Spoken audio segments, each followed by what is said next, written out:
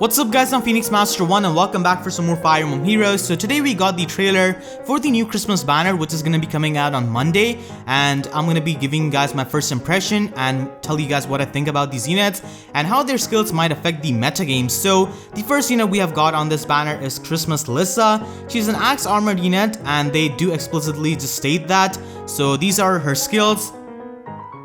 So her weapon is Handbell Plus, and it grants +2 speed, +2 attack, +2 defense, and +2 res in the enemy phase. So this is pretty good for armored units because they function usually really well in the enemy phase. So this is pretty good, and this weapon can be inherited to other units because we do see that plus sign.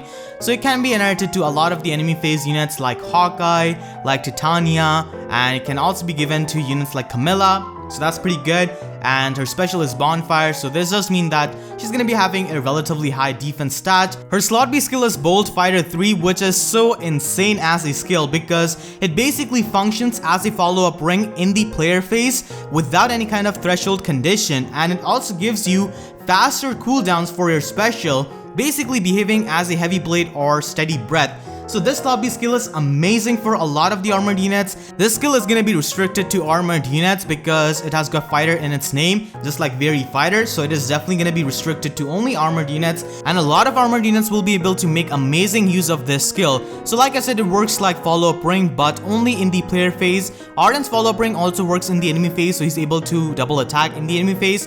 But if you give this skill to an armored unit, they will not be able to double attack in the enemy phase.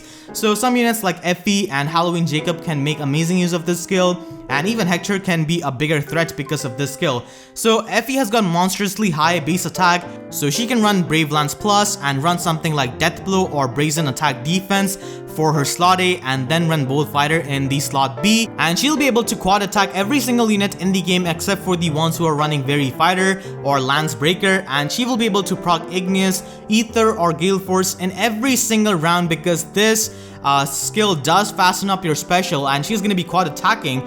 So with Brave Lance, she's going to be able to do massive amounts of damage, and she can be much better in the player phase compared to a unit like Arden, who suffers from really low res, and Effie does have better res, so she can be pretty good and tanky in the enemy phase as well, while doing a lot of damage in the player phase. But still, her disencounter set is still the best in my opinion, and she can definitely run Robin's Lance, which you guys will see for her disencounter set. So this was Lissa. She does have Fortify Armor as well. I'm expecting her to be somewhat like Sheena, but have much lower speed and have those points go into HP or her bulk.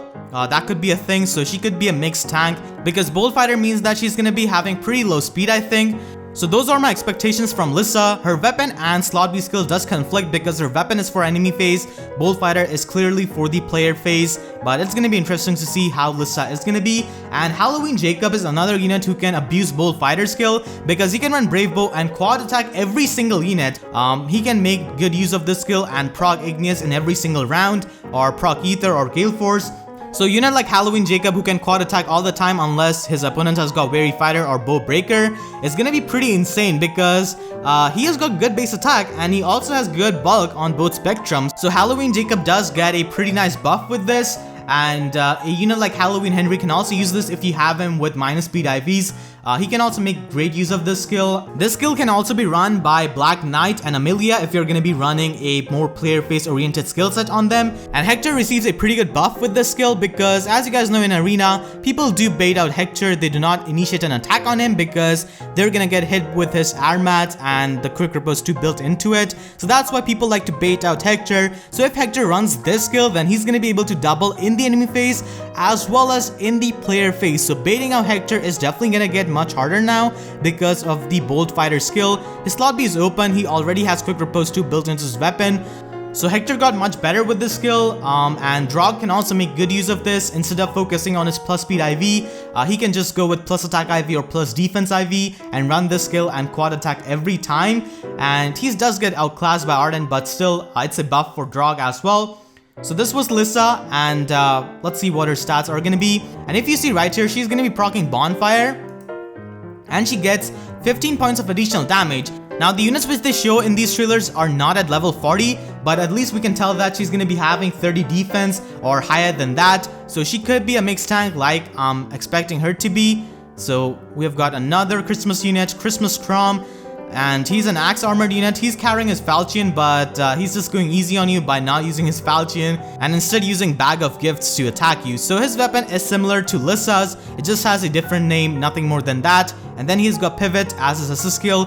Pivot is pretty good if you're going to be running an armored unit on a mixed movement team. If you're going to be running an armored team, then pivot is not really that good because it's not very versatile, and swap is a much better option if you're just going off full out armored units. So that's the thing. And then we have got brazen attack defense 3 for his slot A. This skill is just so insane. I really hope that these skills are restricted to armored units because these are just too good. These skills do outclass the Defiant skills because they've got a much better threshold condition and they give you spur bonuses instead of buffs. So it says right here it gives you +7 attack and +7 defense during the combat. During the combat means spur bonuses just like darting blow, death blow, stuff like that. And that's pretty insane because Defiant skills were not really used that much because they had a really bad threshold condition below 50% HP, plus they acted as a buff. So you could not stack them up with other hone skills like hone attack or hone speed from our allies.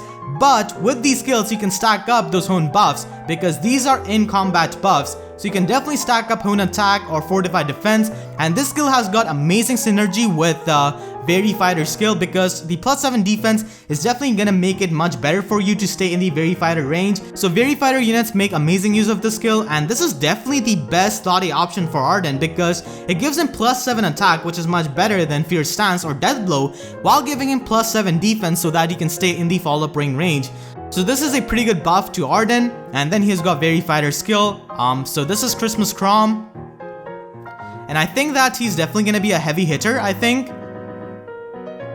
So he's gonna do that damage to Lance Knight and take him out. And then we have got Christmas Robin. So he's a Lance armored unit, and we do not have too many Lance armored units. We only had Gwendolyn and Effie, so he's the third one. And these are his skills. His weapon is similar to Chrom and Lissa, so it does give him all of those boosts in the enemy phase. He's got Reciprocal 8 and Brazen Attack Speed for slot A. Now, this is why I really hope that these are restricted to armored units because this skill basically outclasses Life and Death and Swift Sparrow and all of those skills like that because you're not taking any kind of penalty, and this synergizes really well with Desperation or Vantage. So that's why I hope that these are restricted to armored units. Otherwise, Life and Death and Swift Sparrow are just out of business, and it gives them +7 attack and +7 speed during the combat. These skills also work both in the player phase and in the enemy phase, so that is pretty insane as well. This is really good if Christmas Robin is going to be a fast unit, which I think he's going to be because we have got Amelia as a fast green armored unit, we have got Black Knight as a fast red armored unit, and I think Christmas Robin is going to be the blue variant of that with around 34 base speed. So he can be pretty good unit with that. So of course units like Halloween Henry, Black Knight, Amelia can make amazing use of this skill if you're going to be running a more player face oriented skill set with them. So this skill is amazing. And then he's got Armor March. So he's the third armored unit who's got Armor March. We've got Amelia and Halloween Henry before who had Armor March. So armored units are definitely getting much better.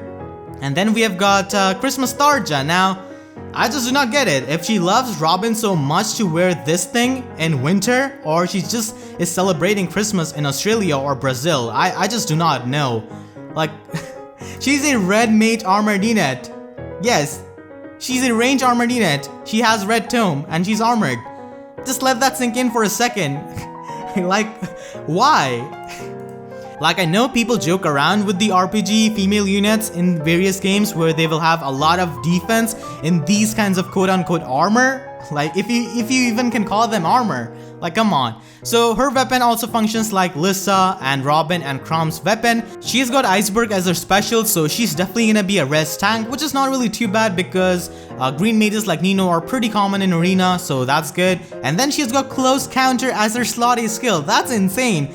So previously, only Tegumi had Close Counter, and we thought no other unit in the game will ever have Close Counter or Distant Counter as their slot A skills. But we were wrong, I guess, so they can definitely give Close Counter and Distant Counter to more units. Now, Close Counter is nowhere near as good as Distant Counter because there are only few units who can make good use of Close Counter. Units like Red Henry, Halloween Jacob, and green mages like Bowie, Merrick, stuff like that. So she's definitely gonna be used for her slot B fodder. So for her slot B, she's got the best skill from this whole trailer, Vengeful Fighter 3. So it basically is a better version of Quick Riposte, and it gives you faster cooldowns for your special. So this outclasses Quick Riposte on armored units. Why run Quick Riposte when you can just run Vengeful Fighter, which has got a better threshold condition and also gives you faster cooldown charges.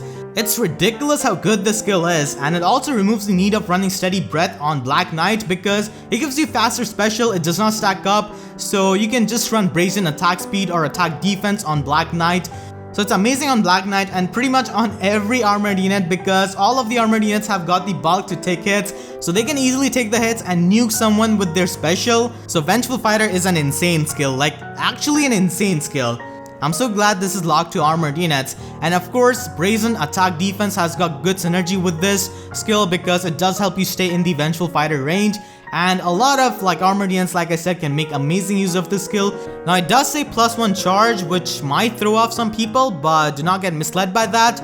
Check out the description of Steady Breath or Heavy Blade and you will see that +1 charge means that you will be having a faster cooldown special. And then she's got Red Tome Valor, which is pretty good of course. Now we are only missing Staff Valor. If we could have Staff Valor, that would be amazing, especially with the new healer buffs. You require a lot of SP on your healer, so hopefully we can get some kind of healer with Staff Valor. That would be pretty amazing, but unfortunately this Valor skill is also locked behind a seasonal unit. So yeah, that's definitely unfortunate. And as you can see here, she's gonna be proccing her Iceberg, and she's gonna be doing 15 points of additional damage, so she is at least going to be having 30 res or above that. We can tell that from this damage, and like I said, the units which they show in these trailers are not level 40. Also, her HP is not really too bad, much better than Halloween Henry. 39 HP is pretty good. I feel like she will have the boosted BST. There's no reason why they would not give her boosted base stat total. Just look at this. They can also give boosted base stat total to these melee range units and have them have the same base stat total as Amelia. Yeah, so that could be a thing. And then we get this banner on Monday, and it is going to be lasting for only 2 weeks. It is not going to be lasting for a month. So we do get a legendary hero summon banner at the end of December, and it is gonna overlap with this, I think. So you could just spend your orbs on this or save for the legendary hero summon banner. I'm actually excited for this banner because I do run Armor Emblem team a lot, and my main core for arena are 3 armored units, Amelia, Effie, and Hector, and they do benefit from these kinds of skills, so that's good. So let me know what you think about these units in the comment section down below, and if you enjoyed, then please be sure to leave a like. And if you haven't already, then make sure to subscribe so that you do not miss out on more Fire Emblem Heroes content, which I'm going to be uploading in future. So with that being said, I'll see you guys next time. Thank you so much for watching and have a great day.